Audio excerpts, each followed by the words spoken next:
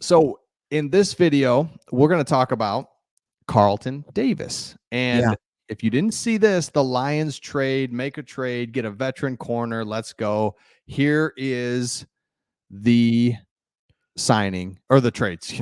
The trade. Lions Here's get the trade. Carlton Davis, a 6th round pick. Yep. Malcolm Rodriguez. A 25 6th round pick. Let's go. Didn't know that was in there. And the Buccaneers get a 3rd round pick. Remember, we had 2. This is the one that we got in the Hawkinson trade. Initial reaction to this one, Craig? My initial reaction is, oh, thank goodness we got a corner. And then I'm just going to be honest, like, I think he could be good, but my initial reaction was we just got Cam Sutton 2.0. Like that's kind of what I felt. It was kind of blah. So I'm not going to just sit here and say everything's great. I did see a stat here that from week 12 on in 2023, when the Bucs started to get hot last year, he had 247 coverage snaps. They targeted Carlton Davis 46 times. He only allowed 26 of those to be completed, got 2 picks, 8 forced incompletions, and only allowed a 66.2 passer rating allowed. Okay. That's my favorite stat, by the way, when looking at corners. It's not their PFF grade.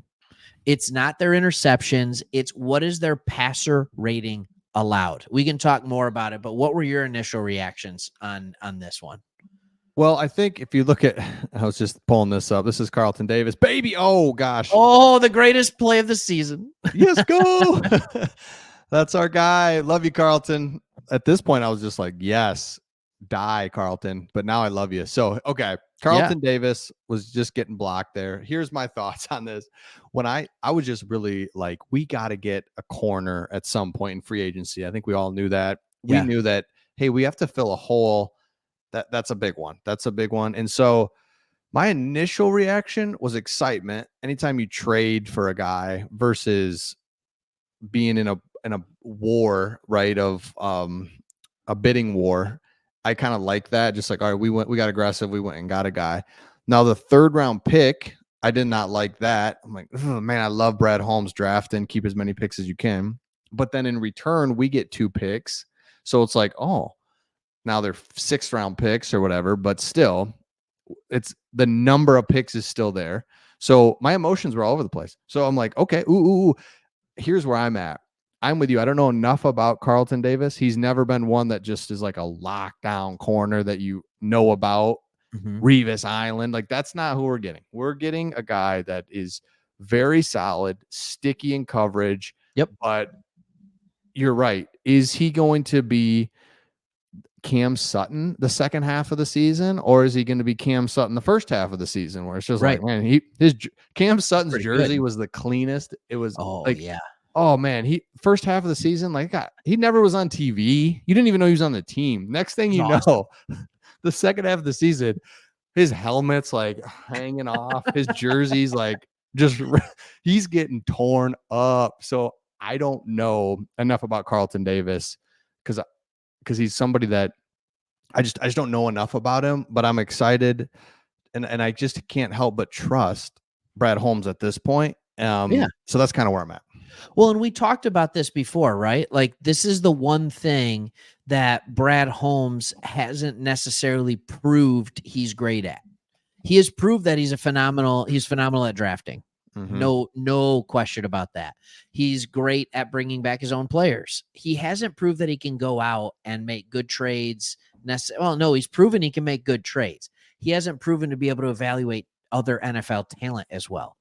And so I do think this is pretty good. If you go back to the last few years, I gave you the stats from last year. His first 10, 12 weeks were not pretty, but after that, it got really good. But in 2021, he's a guy who came out and had an 80.4 passer rating allowed. That's good. Like that's good. Yeah. And 79.2 the next year after that. Like this is a guy, and he plays the run defense well. He's got enough size. He's over 200 pounds. Like, I think honestly, like that's not bad. There are a lot of teams in the NFL that have 2 number 2 corners. Like, that's just the way it goes. There's a lot of teams that have 2 number 2 corners. Yep. And this is a guy who's been healthy. This is a guy who has been available and can play. And the Lions struggled last year because they didn't have a number 1 corner and they only had 1 number 2 corner. And then they didn't even have a 3 or 4 corner. Like, that's what the biggest struggle was for them. So they're asking Cam Sutton to do everything. But Absolutely. if this doesn't work, eventually we have to start asking ourselves, is Aaron Glenn, a former corner, is he asking his corner to do too much? But we get to that in just a second, but I love getting a veteran corner. I think I saw this the other day, and I think it's so true, is that you look at the guys coming out of college. If you're, go back 5 years ago when these guys came into college, if you're 6'1", 185 and you're fast and physical, you're playing receiver, 6'2". I don't know. Yep. So in college. And so that disparity between good receivers and good corners, there's just more good receivers coming into the league each and every year to corners. And that just keeps growing each year. So this is a guy where you just say, look, we're going to go get a veteran guy. He's been in the league. We're not going to wait around, because in a weird way, Craig, I don't like using this because I think it's overblown, but I will, is we are in a window here where we're hot. We got Goff. We've got some things. We haven't paid everybody just yet. Like, let's not wait around for a corner. Cause like, what's his name that was with the Lions that Matt Patricia traded away to the Eagles? Darius Slay. Yeah. He was like one of those, right? It took him 3 years, but then once he was hot, once he was good, it was like, dude, this guy's incredible. But it took him 3 years to get there, or 2 or whatever. So like, let's just get a guy that's a veteran guy, plug and play right now. We got our 2 starting corners. Like you said, they're 2 2s. That's fine. Mm-hmm. But we had a 2 and a 5. 5. 4. I mean, I know Branch, but he was a nickel. He's not an outside corner. He's a number 1 nickel corner. Oh, right. Jerry Jacobs is a linebacker. He's like a nickel linebacker out there. And you got, I know that's not even a position. Nickel linebacker. And then you bring in Vildor, who's just like, I'm not even on any team. I'm not even on a practice squad anywhere, but I'll play. And it's like, yeah, you're better than him. So yes. So I have a question for you. Can we flip the script on this one? Yes.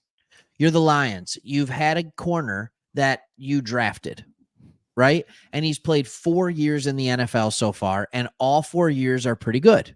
Like, they're good. He's a solid starting caliber corner. And then we pick up his 5th year option on his rookie contract, or whatever it was, 4th year. I don't know. He's on this deal he was drafted in the 2nd round, so it wouldn't be a 5th year option.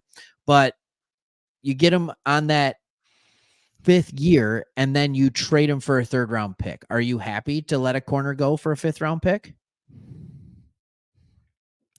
I missed all your scenarios. Or 3rd round pick. You missed my stuff. Oh, 3rd round pick. 3rd round pick. Yeah. So I'm like, let's flip the script here. I see what you're saying. I think, for example, if we had a corner that was a good player for us for 4 years, we had drafted him, and instead of bringing him back, we let him go for a 3rd round pick, I'd be like, more.